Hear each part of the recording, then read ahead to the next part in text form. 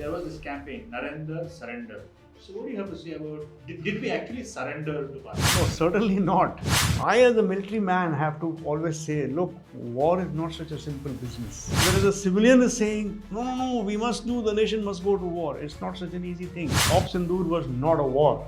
It was part of our deterrence concept. It was a message given. It was an Operation Sindoor. We did not declare war on Pakistan.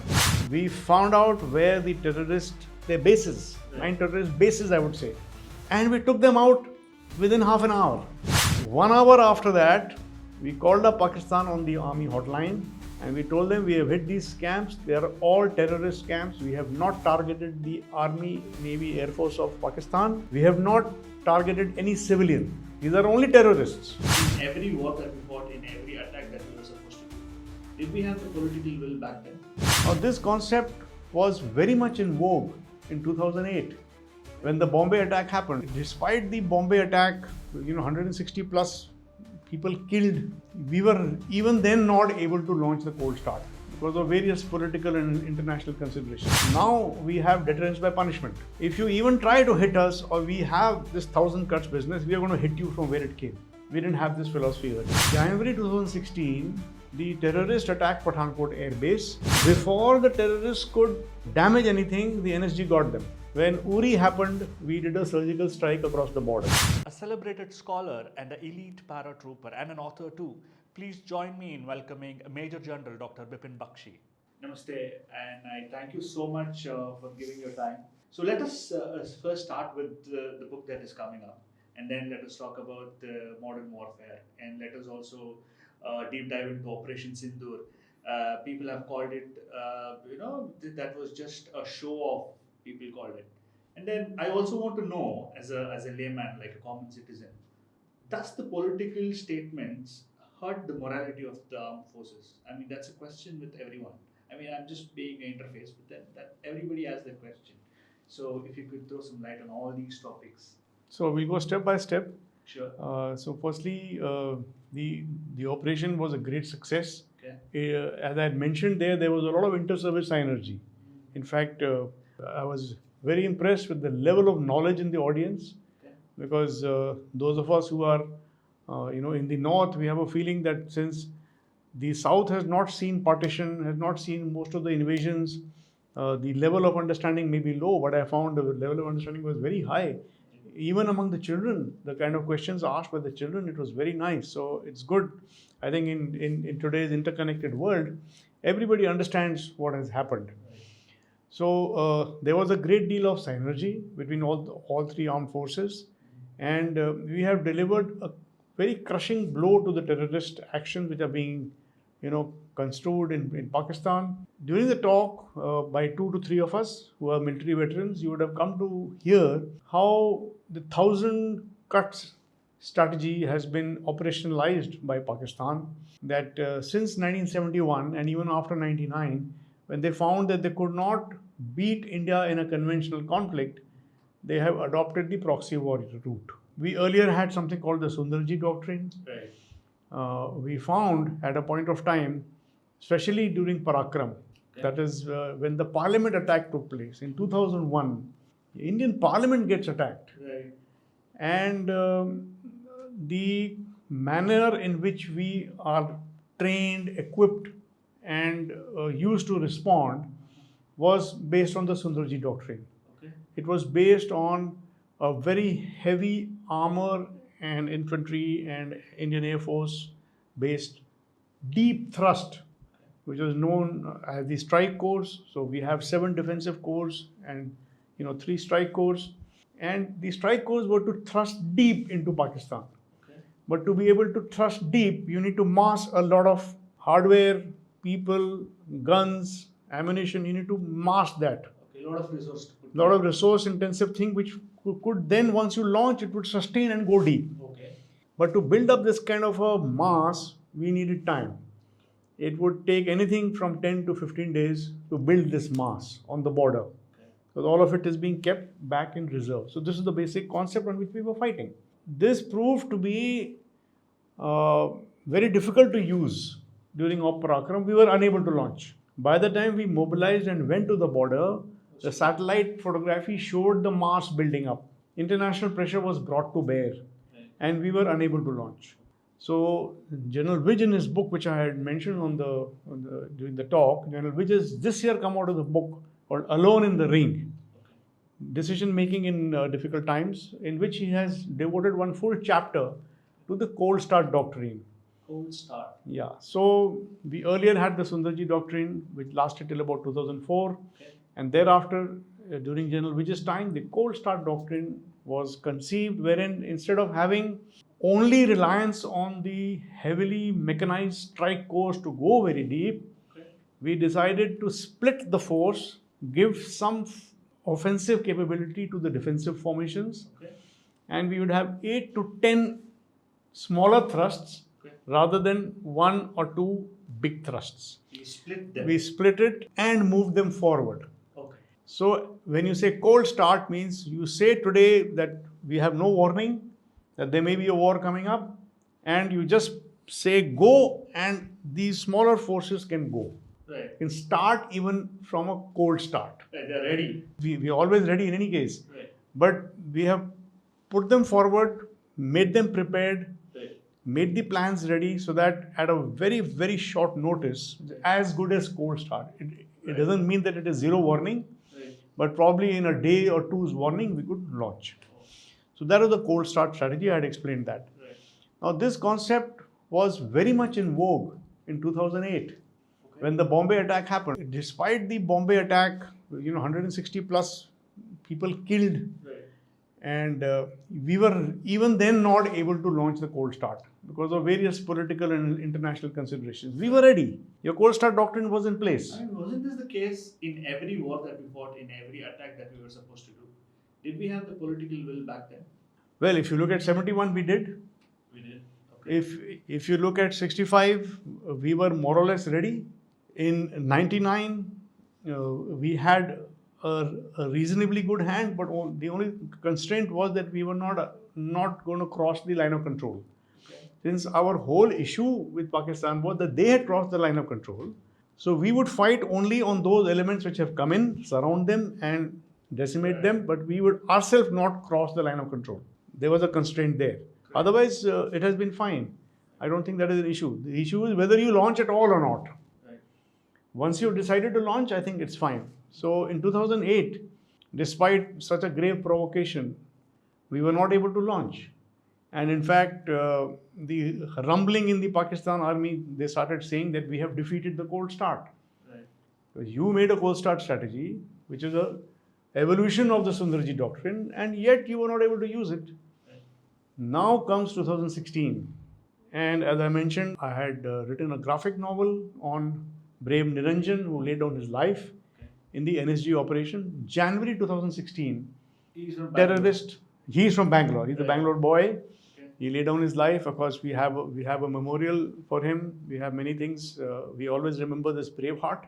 So January 2016, the terrorist attacked Pathankot Air Base. NSG forces were there. We were brought in. We eliminated the terrorists before they could damage the air base. I think this is another operation whose story has not been properly told. If you read the graphic novel, at the end I have mentioned, there were strategic assets at that base. We had fighter aircraft. We had some foreign technicians, some foreign trainees. It could have become a major disaster if that terrorist attack had succeeded. Before the terrorists could damage anything, the NSG got them. In the process of recovery, after they were killed, they had laid some booby traps, and while defusing those booby traps, we lost Niranjan. Thereafter, I was in NSG, and we were to make a new auditorium, and it was at our suggestion. I am also from the same corps, there is the Corps of Engineers, as Niranjan. It was a suggestion that we please name this auditorium after Niranjan. And today you go to NSG Manesar, which is the mother base of the Black Cat Commandos. Our main training bases are there. The Niranjan Auditorium stands proud and tall there. It was inaugurated in February 2017, just about a year after he died. And we called his parents for the inauguration. Emotionally good. So we saw that thing, I met his parents, his brother, and I felt inspired to write that story, to bring the story to the world. And as we were discussing in this particular Lit Fest, an author whose writing is doing a seva. He's bringing to you something Correct. to the world. So he is performing a great service to mankind by writing the story. So I decided to write the story. In this book, I am describing how we have changed our doctrine. Okay. The earlier doctrine was deterrence by denial. Okay. That you build a strong force and you stand guard. If somebody attacks you, you will be able to absorb it and you will be able to hit back. Now we have deterrence by punishment. If you even try to hit us, or we have this 1,000 cuts business, we are going to hit you from where it came. We didn't have this philosophy earlier. So 2016, after the Pathankot attack, a few months later was the Uri attack. Okay. When Uri happened, we did a surgical strike across the border. Right. As what General Khandari explained yesterday, it is not the first time that we have crossed the border in Kashmir, or for that matter, if you look at Northeast, we have crossed even into Myanmar, and we have raided bases there, but they were single actions mostly, targeted at a single target, and done with a particular purpose, Right. not with a larger national message being sent. Right. So when Uri happened, we went into 7 places and destroyed the terrorist camps in a coordinated manner across Rajouri sector as well as Srinagar sector, or rather I would say opposite Baramulla sector. Across the terrain, we hit 7 camps. So that was surgical strikes. If you have seen the movie Uri, Yes, so you know sir. we did it. Now that you spoke about surgical strikes, sir, I should ask you this. Now that we have been asked for proof for the surgical strike, what do you have to say about it? That when the surgical strikes went in, and at that point of time, as he was also involved in the planning and he was mentioning, and in all our operations, normally our focus is on doing the operations successfully. Right. Whenever it is feasible, we may bring back some photograph. In fact, in earlier time, there were no photographs. Right. It was only reports. And our reports have never been questioned. Right. We are not used to the idea Correct. that That's there so may be good. a wrong report. It doesn't exist in our I mean, consciousness. Is it a good idea that you ask for such photographs? So certainly not. So we were not prepared for it. Right. Balakot, we did get some photographs. No. So this was 16. Right. We did our job. We came back. Those issues which you highlighted, well, it didn't bother us. We had done our job. Okay. Nice. 3 years went by, Right. and there were actions. We had something in Nagrota. We had something in a place called Sanjuan near Jammu. But the next big attack was only Pulwama 2019, followed by the Balakot strikes. Okay. Now again, we looking at the new doctrine, which is now dynamic response military doctrine. From 16 onwards, from the surgical strikes onwards, in fact, in 2017, we have published it in the joint doctrine. Okay. That surgical strikes will be part of a credible deterrence posture. That we are having a credible deterrence, and we will launch punitive strikes wherever needed. We have put it down in writing. Okay. And yet they did it in 2019, and we responded with the Balakot strike. We not only crossed the line of control, we crossed the international border beyond POK into Pakistan itself. Balakot is a small little camp, Okay. which is just across the border, beyond Kashmir. We did an airstrike there. Again, it was a nighttime attack, a single point. Not too many images could have come at that point of time. And I would say technology also, so many years back, 6 years back, had not reached the level which is reached today. Right. We have satellite images. Not only satellite.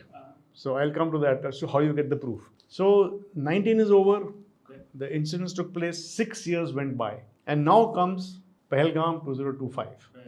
And there is a book proposal which emerges by a company called Konark Publishers. And I look at it, I've been an author, Right. I've been a military person, but I felt like you were mentioning that some of the technological changes have taken place so fast in the last few years that I alone may not be able to write this book. So I bring in an air expert, Air Marshal Rajesh Kumar. He's been the CNC of the Strategic Forces Command as well as the Central Air Command. A thoroughbred fighter pilot, full knowledge of air, space, and nuclear. Oh, nice. So those issues are there. For air defense, I have Brigadier Bhargav, who's worked with me earlier when I was the DDG of MPIDSA. It's a military think tank. Ministry of Defense, our Minister Rajnath Singh, his think tank is the Manohar Parikar Institute for Defense Studies and Analysis. So for 3 years, I was the DDG of that think tank. So during that time, we did a lot of work, and one of the works we had done, Brigadier Bhargava helped me, and I found he was a good writer. And for the diplomatic aspect and Indus Water Treaty issues, I got an ambassador, Anil Trigunath. So we have 4 people who have co-authored this book. The title of the book is Red Lines Redrawn. Red Lines Redrawn, nice. Operation Sindoor and India's New Normal. That is the title of the book, and it has 8 chapters. It will be coming out very soon. So we have covered, firstly, the background of the proxy war, which Pakistan has been launching against us for many years. Then the Pahalgam incident itself, and then Op Sindoor, how it unfolded. Thereafter, we have looked separately at the very, very particular air, space, nuclear, air defense, the army actions along the border, the diplomatic part, Indus Water Treaty, everything has been covered. The narrative battle, the information warfare, it has been covered in fair amount of detail. Then I have encapsulated what are the implications of the whole thing for us. And the last chapter is the way forward and our recommendations. So that is the way the book is laid out. So, and there is another narrative that was built that we surrendered. I don't know if you follow social media, because usually you don't, right? So there was this campaign, Narendra surrender. So what do you have to say about, did we actually surrender to Pakistan? No, certainly not. So it is a very, very warped narrative. I didn't hear this particular one, but what we did hear, and incidentally, it's not the first time. In many forums, in many instances, when I am discussing with people, people from the military, we understand the weight of war. We understand the cost of war. Not only the financial cost, but the human cost. Whereas people who are far removed from the scene and the media, it's very easy to say, gung ho, let's go and do this. There is a cost. And I always find in a discussion, I as a military man have to always say, look, war is not such a simple business. And whereas the civilian is saying, no, we must do, the nation must go to war. It's not such an easy thing, firstly. Right. Secondly, when Op Sindoor was not a war. Okay. It was a part of our deterrence concept. It was a message given. It was an Operation Sindoor. We did not declare war on Pakistan. Right. We did not blockade their ports. None of our fighter aircraft or military personnel or infantry, none of us crossed the border. Okay. We did not launch a war. Okay. The aim was never to launch a war.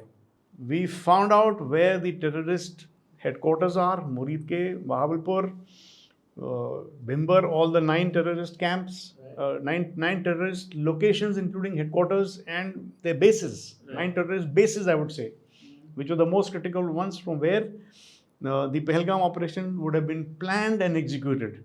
And we took them out within half an hour at a time of our choosing. 1 hour after that, we called up Pakistan on the army hotline. And we told them we have hit these camps. They are all terrorist camps. We have not targeted the Army, Navy, Air Force of Pakistan. Okay. We have not targeted any civilian. These are only terrorists. Okay. And we are not doing anything more. Okay. So this was communicated after the... Immediately after, within an hour. Okay. So 6th night this happened, or it's say 7th early morning, 12:30, 1 o'clock. Yeah. And by 2:30 we had informed them that we have done it. And we are not doing anything more. And was there any information communicated even before this attack? No. Okay. We planned it, we hit, and then we told them. The aim of telling them was that don't escalate. So coming to the question that surrender, there was no question of any, we did not want to escalate a war. And in every morning's briefing, you would have heard the Foreign Secretary of India, Mr. Michi, saying, our attacks have been planned, proportionate, non-escalatory. We don't want to escalate. And they have been measured, planned, very, very precise targeting has been done. And how about, Donald Trump taking credit for stopping? Okay. So we have moved to the last day. So 6th night or 7th early morning we hit. Okay. 7th night and 8th night, they tried to launch some drone attacks. They did a lot of artillery shelling in the civilian areas. The Poonch Gurdwara was hit. Some mandirs were hit. Civilian targets were hit. A few people died, in fact, on their own side. We helped them and pulled them back, but they were not able to hit any military asset of India. They kept trying. Right. Seventh night, eighth night. Now, ninth night, the third night, they were under pressure from their own people, their own politicians, and they wanted to do something big. Few days later, in the parliament, when Prime Minister Modi was being questioned, and everyone knows this, that he said that Vice President of USA Vance called me on ninth night, and he told me that something big is coming. Pakistan is planning something big, and the reply I gave him was that let them try it. We will hit them even harder. Right. What this seems to imply to the world is that Vice President Vance, at the behest of Trump, right, was trying to put pressure in India that we should back off. But we told them very clearly, we were ready to stop on day one. If they escalate, we will escalate even more, which is what actually happened. They were planning an attack about an hour before dawn, just before their the dawn. So 1 hour before, 2 hours before that, at around 2, 3 o'clock in the morning of 10th, 9th night, we hit all their bases. Right. That is what, I mean, probably, it was a very fast-paced war, and people mix up the timelines. But our major strikes went in on 9th night onto the Pakistan military targets. Right. Even in earlier nights, on the first night, 6th night, 7th morning, we did not hit any single military target. It was only the terrorist camp. Right. 7th night, when they started hitting our military targets, they tried right across from Barmer right up to Srinagar. They launched against all our air bases. Every attack of theirs failed. Was stopped. We were able to shoot down their drones. Okay. Two of their long-range missiles were shot down. One of them, we believe, was coming at Delhi. Okay. We brought it down at Sirsa, around halfway, the Hataf missile. Okay. So they had been failing in all their attempts, but we were definitely watchful. Okay. Now, 9th night was the time when we have been able to take down a few of their radars already. We were ready. 9th night and 10th early morning, we have hit all their major air bases, right from Rahim Yar Khan, and right next to Army headquarters, the main air base, Noor Khan, was also hit. Right, in fact, right up to the north, we have hit everything. The northernmost air base of theirs is Skardu, in the Gilgit area. Even there, we were able to disable it, and we were able to bring back the photographs. So, coming back to one point which we missed out, that in Balakot, when we launched, I was speaking about technology, and this time, as you were saying, satellites. Now, satellites cannot be everywhere, and we are able to swing a few satellites, but not all. We purchased these satellite images from Maxar, which is a US-based company. Today, if you want, you can pay and you can swing a satellite and you can take a photograph. So one is satellite.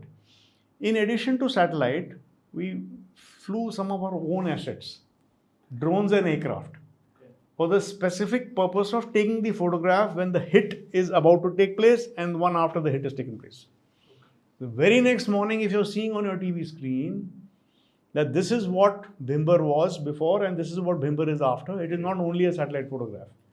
It is a concerted effort of the surveillance capabilities of the nation. So, and all these surveillance, they're all indigenous, or how is it? It's a mix of indigenous and imported. But we have a very large indigenous content. It is, going to cross 60-70% very soon. Oh, nice. And can you also throw some light on the defense exports that we are doing? Before to this, I mean, if we talk about prior to 2014, we used to import defense equipments, but right now we are exporting it. So that major change. There has been a big push in this direction. Mm-hmm. Defense exports is a very good concept which has been initiated of late, and very fast we have been able to take off in this field. Right. The figures are there in the media. We have made great progress. There are certain areas where we are strong and there we are able to export. Certain areas where we still have some time to go, there we are still going to import, but it's a mix of things. Right. Coming back to what you said about Mr. Trump. Right. So, 10th early morning, when we had finished those strikes, you go to the net and you can see in my book which comes out, there is a statement by the Pakistan DGISPR that the Indians have hit us at several bases. Now see what we will do. It's a tweet, it's there available, it is there in my book. Whereas, at that point of time, they were not aware of the extent of damage which we had done. Yes. Just a few hours later, they were ringing on the hotline and asking for cessation of hostilities. It would be wrong to say to use the term ceasefire, but when you say ceasefire agreement, it is normally negotiated and there are terms.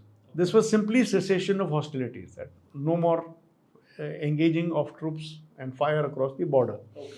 Now, the channel in a normal democracy, we have the DGMO who has taken the call. He will pass it up the chain to the army, to the CDS, the NSA, and it would go to the PM. Yes, okay. And then they would say, okay, now we can plan to announce it. So all this took about 3-4 hours. Within those 3-4 hours, on the Pakistani side, the DGMO would have told the chief, and the chief straight away told Trump. And Trump announces it before we have announced it. Right. Now, the strange part is that Trump had no role in the cessation of hostility. Yes, there are diplomatic back channels happen all the time. So there is a track 2 diplomacy which happens. Right. And once the track 2 materializes into meetings and you come out with agreements and then you announce a certain thing. Right. You don't tell everyone how much of back channel has gone on Right. before the agreement was signed. You just make the agreement available to the public. Now here the agreement has not been signed, the two countries have not yet announced, and you are revealing the back channel. Mr. Trump has to understand the difference between front channel and back channel. He doesn't seem to understand that because for him it's all business. Great. And a Nobel Peace Prize. So that is a very strange issue, and he's going on 7-8 times after that, going on repeating it. Right. And I made them stop. Right. That's not really true. And why is it a bigger controversy for us? Because we know that we do not tolerate international mediation in an India-Pakistan issue. Right. But similar agreement says there will be no third-party involvement. Now, what is exactly meant by a third-party involvement? It means you have a meeting, for example, which is happening between Israel and the Hamas in a third location, maybe Doha or maybe somewhere in Europe, where both the parties are brought to the table. Great. And there is an intermediary who is brokering the peace. Right. And he moderates the discussion. He says, now you speak, now you speak. Then he matches the two sides and then he tries to negotiate an equal settlement. Right. No such thing happened. Right. You call up one guy and tell him, look, you please stop. That guy says, I'm not going to stop. If he has a problem, let him come to me. Sorry. He puts the phone down. He calls up this guy and he says, look, that guy is not willing to stop. Are you? And he says, yes, I will stop. This is a big problem now. We need to stop. He says, look, he's not listening to me. So if you want to stop, you better call up India. Please do it. You put the phone down. Now, Pakistan calls up India and says, please stop.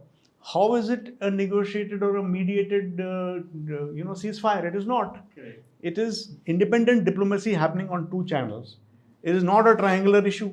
To make it a triangular issue, you have to have all three people together. Okay, today is very advanced technology. You make a Zoom call, get all three people on one screen and do a negotiated settlement. None of that happened. Correct. So how is it a Trump-mediated settlement? It was not. Yes. So he is not able to understand these nuances of diplomacy because he has never done diplomacy before. And that last one question, sir. Talking ill about the armed forces, does it really affect the morality of the army? Because, we don't know what happens in the camp. I don't know. There inside the camp. I don't know where you got any information about this from. By and large, we are a military which is used to just doing its job. We remain mostly away from controversy. We mostly remain away from any such political discussions. We do our job.